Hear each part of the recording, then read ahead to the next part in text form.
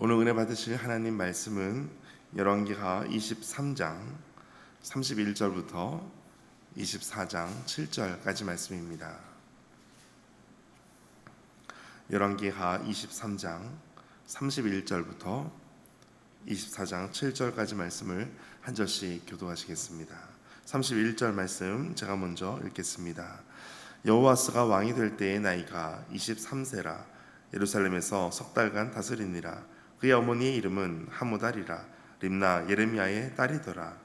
여호와스가 그의 조상들의 모든 행위대로 여호와 보시기에 악을 행하였더니 바로 느고가 그를 하맛 땅 리블라에 가두어 예루살렘에서 왕이 되지 못하게 하고 또 그 나라로 은 100달란트와 금 1달란트를 벌금으로 내게 하고 바로 느고가 요시아의 아들 엘리야김을 그의 아버지 요시아를 대신하여 왕으로 삼고 그의 이름을 고쳐 여호와김이라 하고 여호와스는 애굽으로 잡아갔더니 그가 거기서 죽으니라. 여호야김이 은과 금을 바로에게 주니라. 그가 바로 느고의 명령대로 그에게 그 돈을 주기 위하여 나라에 부과하되 백성들 각 사람의 힘대로 액수를 정하고 은금을 징수하였더라. 여호야김이 왕이 될 때의 나이가 25세라. 예루살렘에서 11년간 다스리니라. 그의 어머니 이름은 스비다라. 루바 브라다의 딸이더라. 여호야김이 그의 조상들이 행한 모든 일을 따라서 여호와 보시기에 악을 행하였더라.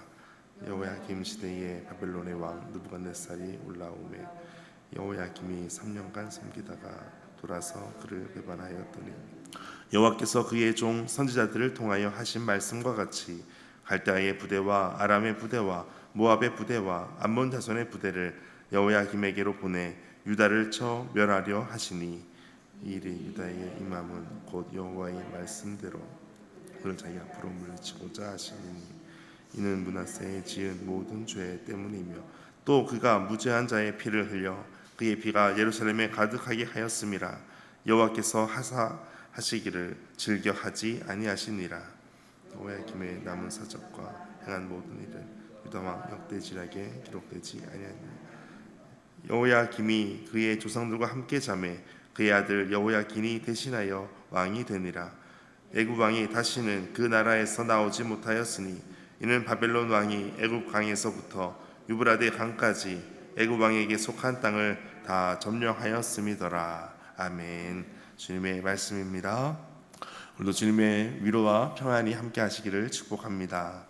31절에 여호아스가 왕이 됩니다. 그의 나이가 23세였습니다. 예루살렘에서 석 달밖에 다스리지 못합니다. 그리고 그의 조상의 모든 행위대로 여호와 보시기에 악을 행합니다. 그리고 느고는 바로 왕 느고는 이 여호아스를 리블라 땅에 가둡니다. 리블라는 같은 다른 명칭이 있는데 바로 림나 지역입니다. 림나 지역에 가두게 됩니다. 그리고 더 이상 왕이 되지 못하게 하고 또 그 이스라엘 백성 유다로 하여금 은 100달란트와 금 1달란트를 벌금으로 내게 합니다. 왜 은 100달란트와 금 1달란트를 벌금으로 내게 했을까?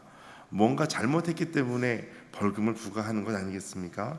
근데 이 벌금을 내는 이유는 애굽왕 바로 느고의 허락 없이 왕이 되게 하였다라는 것 때문에 벌금을 부과한 것입니다.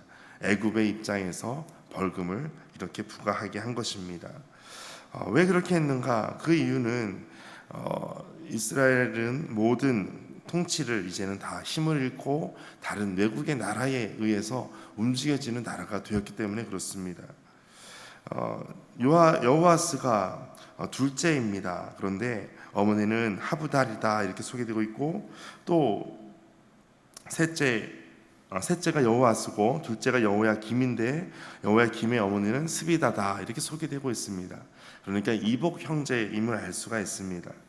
근데 여호아스는 그 뜻이 하나님의 소유 이런 뜻을 가지고 있습니다. 그의 본명은 살룸입니다. 살룸이라는 이름을 쓰지 못하고 여호아스로 씁니다. 또 여호야김도 마찬가지입니다. 여호야김도 원래는 엘리야김입니다. 그렇게 여호야김도 그 뜻이 여호와께서 일으키신다라는 뜻을 가지고 있습니다. 그런데 이렇게 이름을 바꾸게 되는 것은 바로 애굽 때문이었습니다. 바로가 이렇게 이름을 바꾸는 이유는 자신의 모든 통치 아래서 자신의 주권을 이렇게 유다 땅에게 행세하고 있다라는 것을 보여주기 위함이었습니다. 그래서 우리 강제 그때에도 창시 계명을 억지로 강제로 하게 했던 것처럼 이때도 이름을 강제로 바꾸게 하고 너희들은 우리 애굽의 속국이다라고 하는 것처럼 보여주기 위한 것이었습니다. 그런데 그렇게 하지 않고 왕을 허락 없이 세웠다 하는 것 때문에 벌금을 부과하였습니다. 은 100달란트는 3.75톤이 됩니다. 굉장히 많은 양이죠. 또 금 한 달란트도 36kg이 됩니다. 상당히 많은 양입니다. 이것을 부과하게 됩니다. 이렇게 큰 위기 앞에, 국가적 위기가 있으면 대부분 어떻게 해야 되겠습니까? 우리 인생에 있어서도 큰 위기 앞에 우리가 해야 될 것이 있다면 하나님께 더욱더 엎드리고 하나님께 더욱더 의지하고 은혜를 구하는 것밖에는 할 길이 없을 것입니다. 그런데 남쪽 유다 모든 마지막 지금 왕조가 되는 그때에 지금 더욱더 악한 길을 가고 있습니다. 계속해서 그들을 소개하고 있는 것은 여호와 보시기에 악을 행하고 있다라고 말씀합니다. 이렇게 모든 애굽으로 잡아가고 또 거기서 여호와스는 마지막 최후 죽음을 맞이하게 됩니다. 이 모든 것은 예레미야 22장 10절에서 12절에 이미 다 예언이 되어 있는 말씀이었습니다. 어쩌면 그들이 계속해서 하나님의 말씀을 붙들고 더 주님 앞에 나아가야 될 그 시기에 하나님을 붙잡았다면 다시 모든 일은 달라질 수 있었을 것입니다. 그러나 예언한 그대로 모든 심판이 멸망이 그대로 이루어지고 있는 중입니다. 35절 여호야김이 은과 금을 바로에게 주니라. 그가 바로 느고의 명령대로 그에게 돈을 주기 위하여 나라에 부과하되 백성들 각 사람의 힘대로 액수를 정하고 은금을 징수하였더라. 여호야김이 이어서 왕이 됩니다. 그리고 은금을 바로에게 줍니다. 이것은 바로 느고의 명령대로 그렇게 하였다라고 되어 있습니다.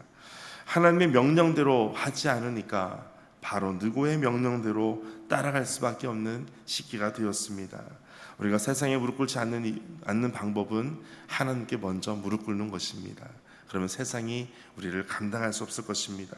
믿음의 사람을 세상이 감당할 수 없을 것입니다. 하나님을 섬기는 자들을 세상은 감당할 수 없는 것입니다. 오늘 그러나 안타깝게도 여호야김은 바로 누구의 명령대로 계속해서 일을 할 수밖에 없었습니다. 36절 여호야김이 왕이 될 때 나이가 25세였습니다. 곧에 11년을 다스리게 됩니다. 그러나 여호야김도 하나님 보시기에 악을 행하였더라 라고 말씀합니다. 그리고 백성들에게 그 힘대로 징수하였다. 이것은 유다 역사상 최초로 백성들에게 세금을 부과한 왕이 바로 여호야김 왕입니다. 그리고 이제 24장으로 넘어가게 됩니다. 24장 1절에 여호야김 시대에 바벨론 왕 느부갓네살이 올라오매 여호야김이 3년간 섬기다가 돌아와서 그를 배반하였다. 이렇게 간략하게 소개되어 있습니다. 애굽과 바벨론의 전쟁을 합니다. 애굽이 패합니다. 바벨론은 여호야김과 귀족들을 바벨론으로 끌고 갑니다. 유배를 시킵니다. 이것이 바벨론 유배 첫 번째입니다. 이것이 주전 605년입니다. 그리고 바벨론에서 3년간 여호야김이 섬기다가 다시 돌아옵니다. 그리고 바벨론을 배반하게 되죠. 그리고 그때가 바로 주전 601년이 됩니다. 2절에 보니까 여호와께서 그의 종 선지자들을 통하여 하신 말씀과 같이 갈다의 부대와 아람의 부대와 모압의 부대와 암몬 자손의 부대를 여호야김에게로 보내 유다를 쳐 멸하려 하시니 이 모든 것이 계속해서 예언된 말씀이었습니다. 누군가가 무엇인가 분명하고 확실한 일을 전하게 된다면 그것을 듣고 또 준비하는 것이 마땅할 것입니다. 그러나 계속해서 선지자들을 통해서 예언했지만 그렇게 되지가 않았습니다. 또 므낫세의 모든 죄 때문에 이 모든 멸망이 계속해서 이어지는 것을 보게 됩니다. 백성들에게 거둬들인 세금으로 여호야김은 왕궁을 더욱더 확장하는 일을 사용하게 됩니다.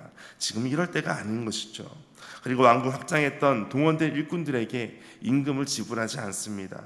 또 예언에 담긴 두루마리를 칼로 자르기도 합니다. 태우기도 합니다.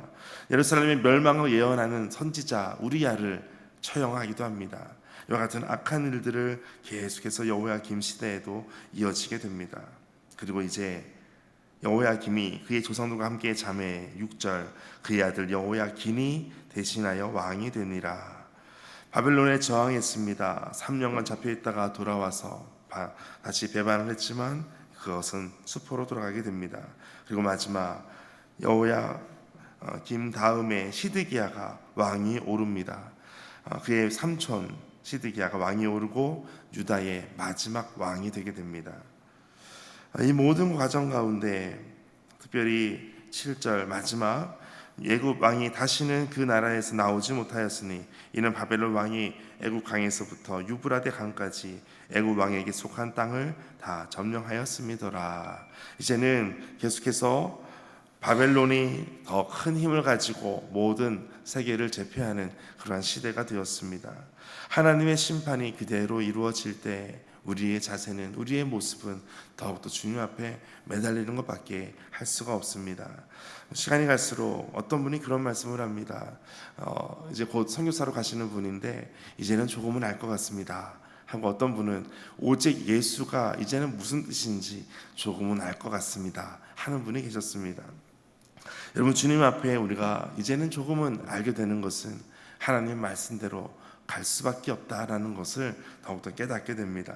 오직 예수, 오직 하나님밖에 없음을, 오직 한 길, 한 예수님께서 보여주시는 그 길을 따라 오늘도 나아가는 지혜로운 믿음의 성도님들 되시기를 축복합니다.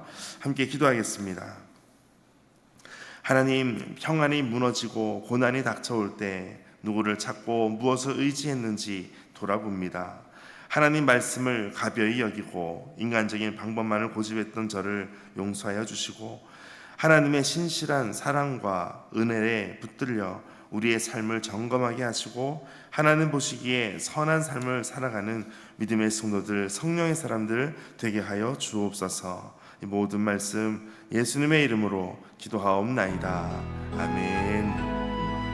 오늘 말씀 가지고 함께 기도하겠습니다. 하나님, 하나님의 심판이 이루어지는 이때에 또 하나님의 심판을 우리가 다시 오실 예수 그리스도를 바라보는 이 시기에 더욱더 하나님만 의지하고 하나님만 바라보는 믿음의 사람, 성령의 사람으로 오늘도 살아가게 하여 주옵소서. 하나님, 진노 중에도 긍휼을 잊지 마시고 오늘 우리의 모든 삶을 주께서 돌아봐 주옵소서. 함께 기도하겠습니다. 하나님 아버지, 감사합니다. 주의